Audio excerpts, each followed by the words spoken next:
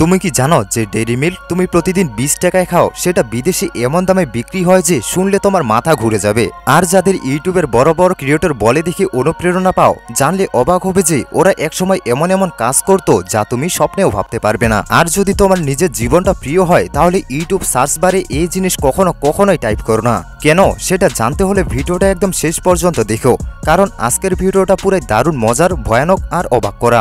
আর হ্যাঁ, যদি এখনো চ্যানেলটি সাবস্ক্রাইব করে না থাকো তাহলে এক্ষুনি করো আর বেল আইকনটি চেপে দাও। নাম্বার 6, মানুষের বিশ্বাস বদলে যাচ্ছে। একটা গ্লোবাল সার্ভেতে দেখা গেছে আগের মতো এখন আর মানুষ বিশ্বাস করে না যে শুধু পরিশ্রম করলেই জীবনে সফলতা আসবে। আগে একটা কথা ছিল, পরিশ্রমের ফল মিষ্টি হয়, কিন্তু এখন এই বিশ্বাস বদলে গেছে। আজকের মানুষ মনে করে কেবল পরিশ্রম নয়, ভাগ্য সমান গুরুত্বপূর্ণ। অর্থাৎ অনেকেই এখন বিশ্বাস করে hard work only not enough, luck is a big deal. Number 5, ফিলিপাইনের শিশুরা আর তামাকের কষা বাস্তবতা। ফিলিপাইনের কিছু গ্রামীণ এলাকায় তুমি এমন ছোট বাচ্চাদেরও পাবে যারা অল্প বয়সে সিগারেট কিংবা তামাক খেতে শুরু করেছে। শুনে অবাক লাগছে তাই না? কিন্তু এটা আসলে দারিদ্র্যের একটা অভ্যাসে পরিণত হয়েছে। একটা ভিডিও ভাইরাল হয়েছিল সোশ্যাল মিডিয়ায়, যেখানে একটা ছোট টডলার পুরো সিগারেটে বসের মতো ধোঁয়া দিয়ে শেষ করেছে। এটা আসলে এক দুঃখজনক বাস্তবতা, কারণ স্বাস্থ্য সচেতনতা এখনও পৃথিবীর সব জায়গায় সমানভাবে ছড়ায়নি। নাম্বার 4, তুমি কি নিজের কণ্ঠ চিনতে পারো? তুমি কোনো সেলিব্রিটি, ফ্যান কিংবা কার্টুন চরিত্রকে মনে করলে তাদের কণ্ঠস্বর সহজেই মনে পড়ে যায়, তাই না? কিন্তু নিজের কণ্ঠস্বর কল্পনা করতে গেলে একদম ব্ল্যাঙ্ক। তোমার মস্তিষ্ক সবাইয়ের ভয়েস রেকর্ড রাখে, কিন্তু নিজেরটা ঠিকভাবে সংরক্ষণ করে না। যেন তোমার ব্রেন একটা সিনেমা হল, যেখানে সবাই পারফর্ম করছে কিন্তু মেইন ক্যারেক্টারের ভয়েসটাই নেই।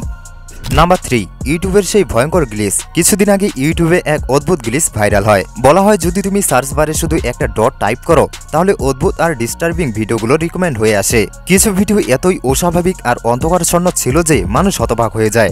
ইউটিউব অফিসিয়ালি বলেছিল এটা কোডিং বাগ আর রেয়ার ট্যাগের জন্য হয়, কিন্তু অনেকেই বিশ্বাস করে এটা নাকি ইউটিউবের ডার্ক সাইডে যাওয়ার গেটওয়ে। মানে একটা ডট আর তুমি একদম অন্য জগতে। নাম্বার 2, তোমার প্রিয় ইউটিউবাররা আগে কি কাজ করতো জানো?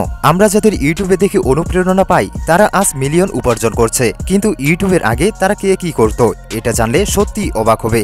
ধ্রুব রাঠি জার্মানিতে একজন মেকানিক্যাল ইঞ্জিনিয়ার ছিলেন, তারপর ইউটিউব শুরু করেন এবং এত সফল হন যে চাকরি ছেড়ে দেন। ভুবন বাম ইউটিউবের আগে রেস্টুরেন্ট আর ছোট বড় পাবে গিয়ে গান গাইতেন।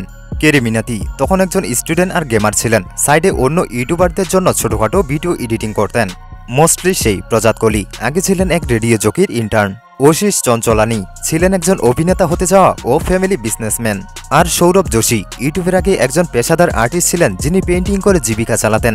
আজ এরা সবাই প্রমাণ প্যাশন থাকলে যে কোনো পথ সঠিক হয়ে যায়। নাম্বার 1, ডেইরি মিল্কের দাম শুনলে অবাক হবে। ডেইরি মিল্ক সবচেয়ে পপুলার একটি চকলেট। আমাদের দেশে এটা কি এমনভাবে মার্কেট করা হয়েছে যেন যখন মন চায় খাও, আর দামও তুলনামূলক কম, 10 বা 20 টাকায় একদম সহজলভ্য।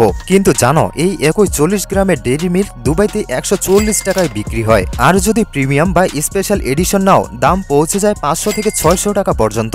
এমনকি কিছু ভার্সন তো 1000 টাকার কাছাকাছিও। পাকিস্তানেও তুলনামূলক দাম বেশি, প্রায় 100 থেকে 150 রুপি, যা বাংলাদেশি টাকায় 30 থেকে 35 টাকার মতো। কারণটা সোজা, বাংলাদেশে এটা লোকাল ম্যানুফ্যাকচার। এখানে একাধিক প্রোডাকশন প্ল্যান আছে আর প্রচুর বিক্রি হয় বলে দাম কম রাখা যায়। কিন্তু বাইরে বিশেষ করে দুবাইয়ে এটা প্রিমিয়াম চকলেট হিসেবে বিক্রি হয়। প্যাকেজিং আলাদা আর অনেক সময় ইউকে বা ইউএস থেকে ইম্পোর্ট হয়, এই কারণেই এর দাম আকাশ ছোঁয়া।